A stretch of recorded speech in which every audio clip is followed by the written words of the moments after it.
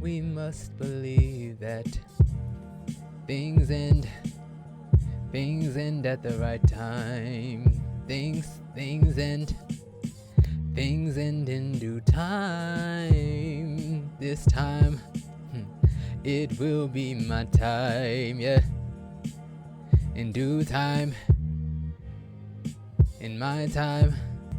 I'm so glad that it's my time.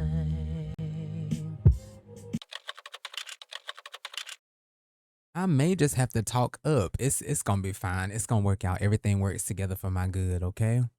Anyway, what is up, you guys? Good morning, good afternoon, good evening, good night, wherever you are in the world. Welcome to the BIYG podcast, Believe in Your Growth. I am your host, Stefan Simmons. And so we're gonna pick up where we kind of left off. Surrender, we're still on that. And I guess I have a little bit more substance to add to this conversation, but I still think it's super important in this existence, and especially the life of a believer, or I mean, even those who don't believe, the level of surrender that is so essential to being free, the liberty that comes with letting go. Um, Last time we talked about love and the love behind your surrender. And again, for those of us who believe in Christ, Jesus said, if you love me, do as I command. And I think oftentimes we don't really understand the level of humility, the level of obedience. You know, what, what, what the Bible was about, what the whole walk and journey is about, you know? Jesus exemplified surrender and love. It wasn't merely discipline or self control. The fruit of the Spirit is very essential in our walk, in our talk, in our being.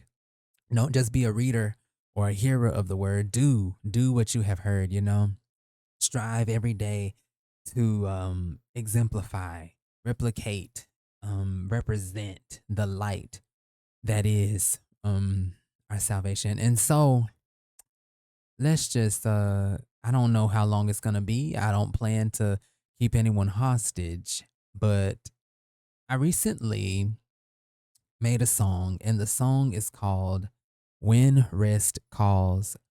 And it was a intro, it was a reflection on life lived and life to come for me.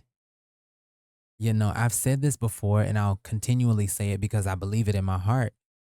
If I were to pass away today, I know that I did what I could. I don't think I would have any regret. You know, I chose, I made my decisions, I chose my path, and I did it in aspirations to add value. I did it in aspirations to honor what was in my heart, not to hurt anyone, not to malign anybody, blindside anyone, or manipulate. I did it because the more older and older I get, the more you realize and recognize how fearful people really are, how afraid people are, how, um, I mean, simply scared, people are. And the word, the word says that the fear of man is a snare. And that right there, I'm grateful that that was never, okay. I can't say that because I did have a portion of time where God allowed me to see that that is a very depressing life to live. It was around 2017 to 2018 where I had posted a singing video because I wanted to pursue singing because I love to sing. I had posted a video on Facebook and someone asked if I would send them the video personally, and I did that. And then I began to tell someone else about this interaction, and they just kind of made me feel awkward about it. Like they were trying to convince me that this person was laughing at me. They weren't celebrating me. I don't really have the vocabulary to explain what was transpiring here, but I do believe that was the catalyst that sent me into a depression for almost about a year, and I didn't really recognize it until I got out of it. And I mean, I've been able to say, especially now, I don't care, who's going to celebrate it and who's not. Support is coming. There are many people who will support me, and there are many people who are not hurting me because they're hurting. I believe in what God has given me. Now, that was something that I had to learn 2017, 2018, 2000, like the last 5 years. I've just learned the importance of what do you want. Make the decision to support what you want.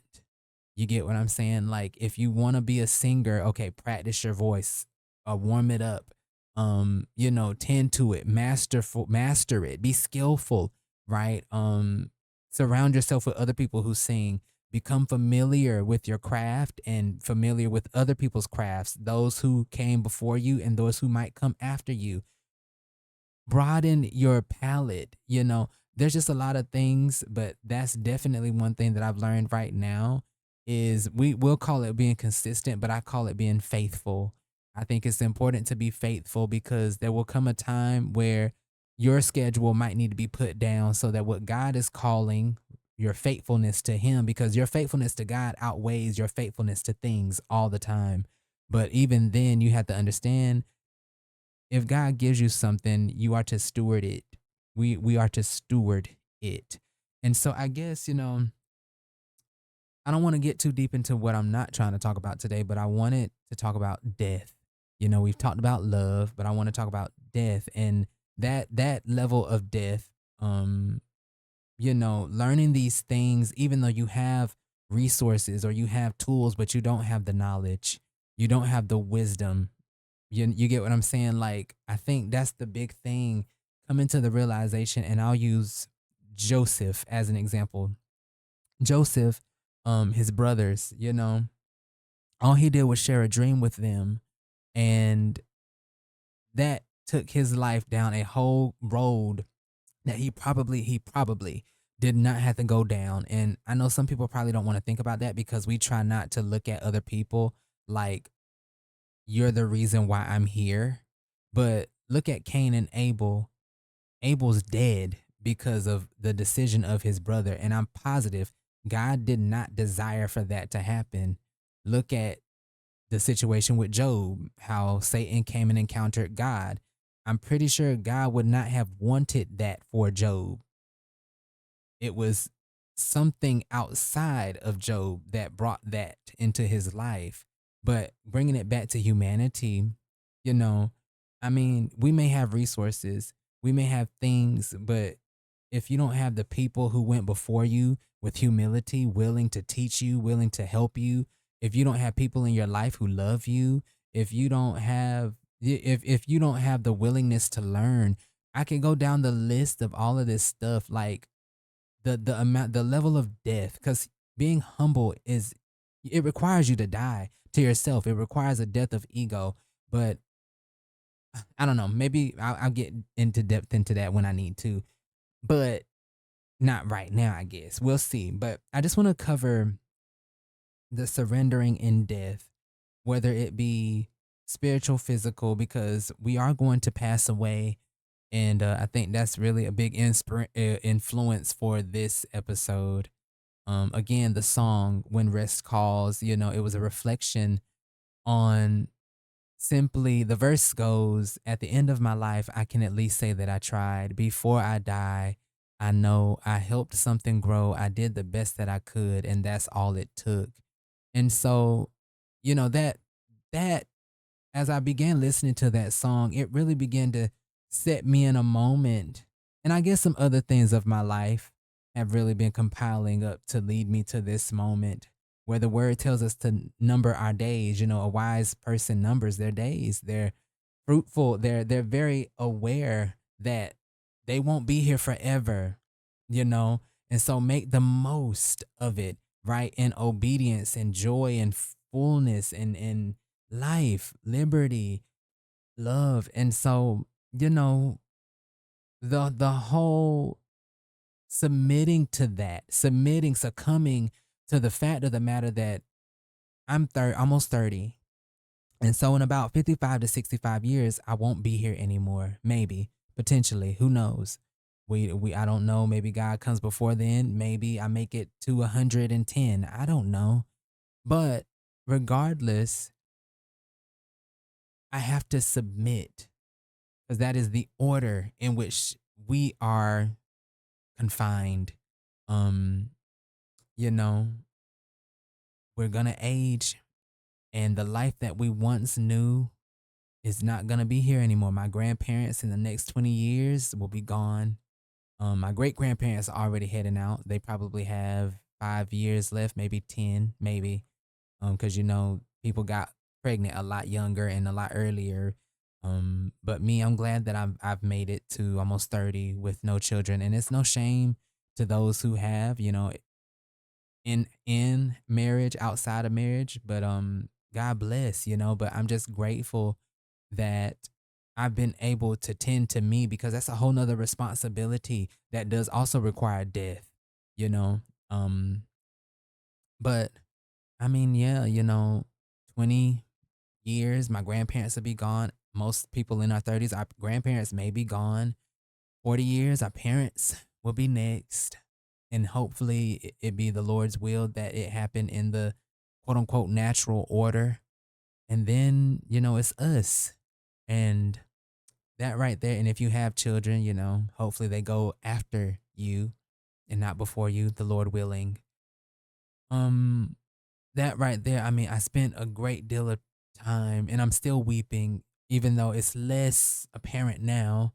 I'm still weeping internally because it's not that I don't feel satisfied with my life, because I really do. It's just the life that I once knew. And then this will require me to be a little personal. Um, but let me say this first. The life that I once knew, it will be no more, you know? And I think there's a preparation that needs to happen before that moment sneaks up on you, you know? So I'm glad that I'm getting the time to prepare. And then also, what are you going to do now that you realize that time is going to go by and it don't go back for nobody? And so that level of, okay, God, what do you want me to do? What is it that I'm here to do? And again and again and again every day, what is it that you require? Because I'm not gonna get any younger, And I want to interject this. I just hope whoever hears this, it's like I don't want to say wake up, but understand, it's time waits for nobody. You need to do what is in your heart to be done quickly, And so with that, you have the physical death, and then you have the spiritual death. I felt like I've been dying to, well, the death felt more strongly spiritually last year. I remember saying to someone, I just feel like I'm dying. Um and I mean, I literally felt like I was dying. It was a pain, but it was also, I knew I wasn't dying. You get what I'm saying? But it just felt painful to realize what was isn't happening anymore, but it's like it's being ripped from me. Like something was being ripped from my heart, my soul, my being, my DNA, you know? And it felt painful. But again, when we talk about surrender, you know, to be able to be as free as possible so that you can live the most productive, healthy, fruitful, loving, caring, compassionate, obedient life, it requires a death. It requires you to let go of your necessary need for control, of your expectation, right? And that's not saying don't pray. I encourage everyone to pray. We look at Jabez, and what his name meant. His mother named him the way because he brought pain to her. She bore him in pain, and so she named him that. But his prayer to God was that he not bring pain to anyone, like he not be a bearer of pain, of woe, of sorrow. And according to the word, God answered, and I think I know our prayers are so essential and they're very important. They matter to God. Jesus wants to return to a people that continually prayed. And I think even more so now regarding my visions, ideas, dreams, relations, intellect, finances, whatever, agriculture, whatever it is, I value praying about it. And I think that again goes back to spiritual death, because when you don't see something, you kind of you hesitate to pray. But that's the whole importance. Like, faith is the substance and the evidence of things. Wait, I forget how to say it, but you're not gonna see it immediately, but you should be seeing it in your spirit, in your being, right? And live out and let that thing come to pass. I think about Hannah, and I say this because this is some of us have to really die in this manner, where we feel like, well, if it hasn't happened by now, it's not going to happen. I rebuke that spirit. I rebuke that, because that's Satan. That is Satan. I don't care what it is. You may have someone in your life who wants to be an author, and maybe they don't aspire to be a world renowned author, but they just want to write books. But because it doesn't look the way you want it to look, you think they should let it go. Maybe they're okay with the small thing, and I think we all have this idea of what it should look like for us, and then we don't realize that's a controlling spirit. Let it go, especially in regards to someone else's life. It took Hannah, I forget how many years, but it took Abraham and Sarah time. I mean, long periods of time. But let's use Hannah. I think 20 years she prayed, if I'm not mistaken. I don't know if it listed chronologically, but she prayed for a very long time for a child, you know, wept, held on, and didn't give up. And I just think she died to herself enough to believe in the God that she served. And this is just what I encourage. This is what I implore, you know, letting God be God, and continually being that vulnerable, you know. I mean, and I'm there's things I'm vulnerable about. I probably won't share until the time is right. But you know, God is my best friend, There's and I don't care who in this earth may gain my trust and may show themselves closer than a brother. They will never take God's position for me. Um but again, just admiring the level and the depth of, how do you say it? I don't know. I mean, plain terms, death that Hannah had to go through, even when she had to give Samuel away. That was another. I mean, she committed herself to that. She made a vow to God, but that's heart wrenching as well. You know, to get what you prayed for, and then again, because you said you would, now you have to give it up. And now you have to continually trust God.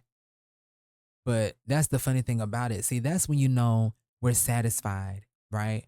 When we were actually content and it wasn't about God, give me more, more, more, more, more. And this is just my perception, but I believe that is that's one thing that gets us blessed, because our heart's intent is pure. Hannah, she only wanted a son. I don't think she wanted many children, but God gave her more. I can't say to replace Samuel, but I don't know. She just had more than what she lost. But that's the beautiful thing about it. Like, she had the son and was willing to give it up. And I think, it's a proud moment, even if that child is no longer in your house, to know that I did that. That came from me. That's mine. But, because it's God's here. But I think the fulfillment Like, I want to use an illustration, and I don't know, maybe it'll correlate properly, but it's like me making an album, right? And or me making a song. And if nobody ever hears it, but I promised God that I would, that's all that matters, you know? And then let's say because I did that and I didn't make a fuss about it and I didn't whine and cry, and let's say it was the best thing that I would ever produce, you know, God just began to bless everything else that I did after. But because I was faithful, you know, and my life wasn't simply solely about my satisfaction, but it was about my dedication to God, you know, dying to myself so that I could live again. I just, there's a lot to really talk about, but it can be a heavy topic. But I think the beginning of wisdom, the beginning of knowledge, is the fear of the Lord. And one of those knowledgeable things is to understand that death is inevitable.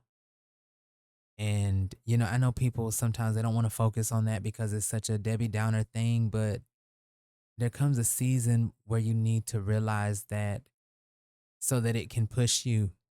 It can push you to doing the thing God has designed you to do. Um, I just, I would hate to say, okay, I've always known because I lost my aunt when I was in high school, so I'm not aloof to uh that, you know, losing people and things being here one day and then not. But it just I don't know why it hit me so hard to realize things won't be the same in a matter of time. Um ooh, and you don't want to be the person that goes to the grave not having done something. And I guess it matters what you want to quantify or qualify that something as being, but definitely a part of me, if I can be more transparent, is it is not good that man should be alone. And I would definitely say I'm not gonna sit up here and act like, oh, I could go out and find somebody today. I believe I could, don't get me wrong. Um I believe I could. It's it's been a while since I've been out and about like that, but when I was, it was never hard for me to garner attention. It was never hard for people to be me to be appealing. It seemed that way anyway. Um, so I don't worry about that. Even if I get older and let's say I don't have children naturally, I can adopt, you know. Um, I mean, that's always been a conversation that I've had with God. I do want children of my own. Um, I don't mind adopting if it doesn't happen, you know. But these are things that I'm continually laying down before God, trying to be humble and trying to be honest because like God said to Paul, my grace is sufficient, you know. God knows our proclivities and he knows what we are capable of and what we would like to do, what we don't want to do, what we can't do, what feels impossible, and what is hard and challenging, and what can really conflict with the fullness of something. Like I mean, and that requires a whole nother thing, but we'll deal with that on another. I'm telling you, in the future, because I feel like there's gonna be a moment in time to really talk about that. But I try to stay a living sacrifice, and I guess at all times. But I don't even know why I went down that road really, but it's not good for men to be alone. And that is more so my thing, because once I'm now realizing, okay, I let's say I'm 70 And now again, my mother, father, grandparents gone. You know, it's not even about, it's less about who's going to take care of me, but it's really, I guess, sadly, who will love me, you know? And of course, God loves me. Let's not do that, you know? Let's be, I wouldn't say realistic. Be for real. Be for real. You know, I love me. You know, I've loved me my whole life, but I don't have a lot of friends. God knows this. And this might be me bleeding right now. But again, vulnerability is so important. And I think it builds real connection, real relatability, right? And I don't feel like I say it from a broken space. I love and I keep putting myself out there, trying and trying and trying. And, you know, in this life, you're going to experience failure. Okay. And you get up and keep going. You get up and you try again. You know, anything can change over the course of a year, 6 months. I mean, so you imagine with me in my mind having 55, 65 more years, you know, hopefully I can enjoy the fruit while I'm young and while the vigor is still in me, you know. But, you know, it's gonna happen. It's going to happen at some point in given time. You know, I fail to believe that I'm gonna go throughout this life and not see the goodness of the Lord in the land of the living. It's just a matter of will I be willing to embrace it and accept it. And I think God is honestly showing me at this point, this gets off the topic of death a little bit, but maybe not. I think God is showing me how not to be so quick to accept every little thing that looks like what I want. You know, there are counterfeits, you know, and there's nothing wrong with being a light in the world, but I have definitely become more aware and more keen to the fact that my boundary needs to stay a boundary. I cannot liken and link myself to people who consider themselves a believer of Christ and they live any old kind of way. That will not be a friend of mine. We might be associates, but I cannot partner up with you. I cannot, there's certain things, and granted, may the will of God and the nuances of God play their role because I never know what needs to happen or what needs to transpire. But I definitely know at these days, these stages of my life, I am definitely a bit more turned off by certain things.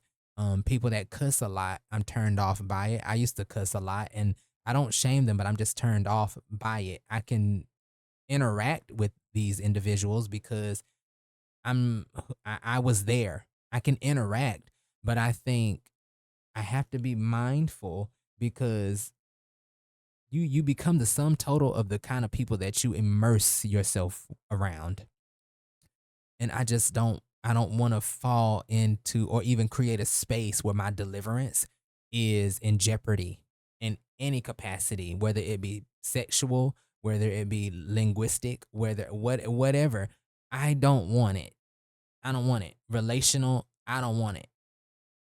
You create a safe space for the glory of God and the righteousness of God to be preserved. That is how you show yourself a partner with the Lord. You know, you may not be able to control who is here and what is what, but if you don't maintain the fence, you know, you got some upkeep to do. God, if you are the tenant in the building, God is the maintenance man. God is the owner of the building. You need to let it be known certain things is going on. And also you need to try your best to keep up the apartment that you live in. You know, don't be banging your hammer up against the wall and tearing things up, throwing baseballs out the glass windows. Don't destroy the infrastructure. Don't mess up what God is building and then want to be like, "Oh, well, God, you need to fix it." No, it's time for you to reap what you have sown so that you can understand the repercussions. This is a good parent. God chastises. This is another, to me, it is a part of death, realizing that do not be fooled. God will not be mocked. And I think people don't understand that. You know, I know God loves me, but it's the fact that God loves me. God is going to be willing to teach me and correct, what I have done. If God would correct the children of Israel, why would God not do it for us? Those were his chosen people. Why would God not do it to those who he sent his son to die for? Yeah, I don't know. You can't convince me otherwise. I understand God is merciful and Jesus died so we don't have to pay the price, but you're not dying the horrific death he did. You sinned the same way the children of Israel got exiled into Babylon or whatever, and God told them to build farms, continue to have families because you're gonna be here for a little while, basically. Why would God not do that to you when you went and had sex outside? There's a lot of things that could happen, but you never know how the chastisement is gonna catch up to you. If it does, and I mean that's another conversation, but I want to say again, God corrects those who he loves, and anyone who spares the rod hates that child. And so, I mean, if you feel like, oh, God shows me mercy, mercy, mercy, mercy, mercy, and I'm not saying God don't show mercy. I think I believe God does. But if you always feel like you receiving mercy, mercy, mercy, mercy, I would be like, God, do you hate me?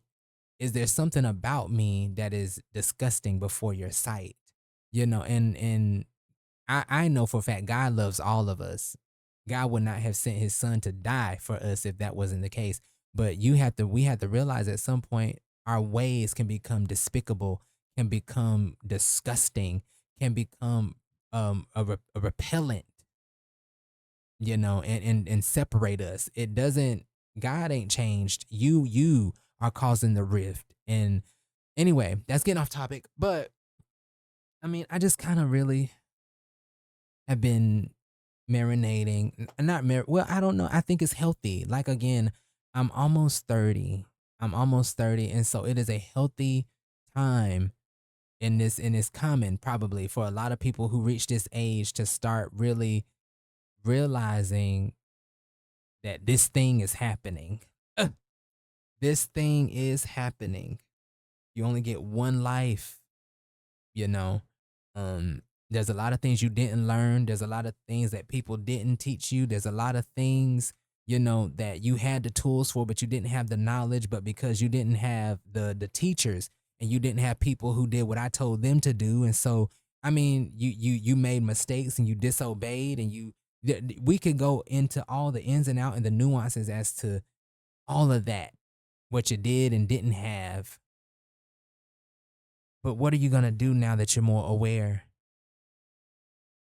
What is it that you really want to do? What is it that you really want to become? What do you feel me putting in your heart to be poured out, you know? And so I guess I say all of this, even though I didn't really touch too I kind of did a little bit dying spiritually, but I focused a little bit on dying physically. But I think realizing that you're gonna leave this earth, that should influence your spiritual connection. It should inspire you to make you desire to connect with God.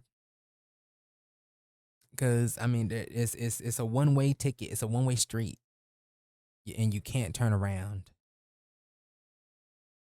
And so, you know, I just pray that this has been more uplifting rather than a discouragement, because you got time. If God willing, and we're not taken up out of here today through incident, accident, through natural causes, through rapture or whatever, you have time. Even the next 10 minutes, if that's all you were promised, you have it. Use it. Use it and do it as unto the Lord. Everything you do it as unto God. If it even was simply to hug your sister, your brother, your child, your mother and father, or if it was to sing one last song, dance one last time, design one more thing, and decorate, or even I don't know, whatever it might be, do it with all your heart, you know. Do it as if though you are standing before the King of Glory.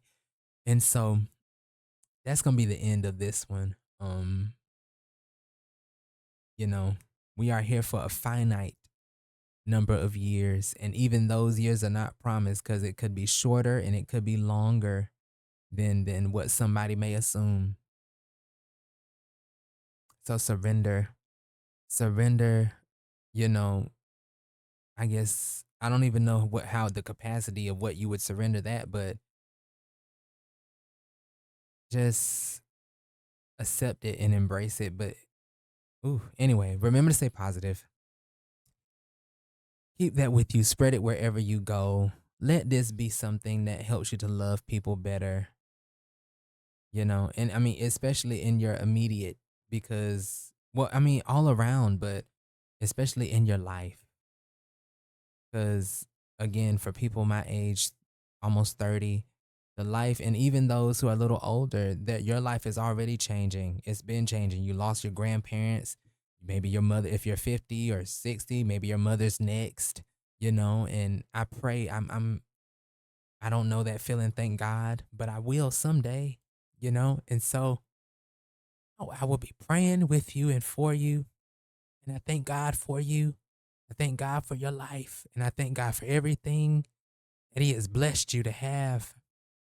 And so stay safe, love yourself, and love others. I'm Stefan Simmons, and I want you to have a good day, good afternoon, good evening, good night, wherever you are in the world. God bless you.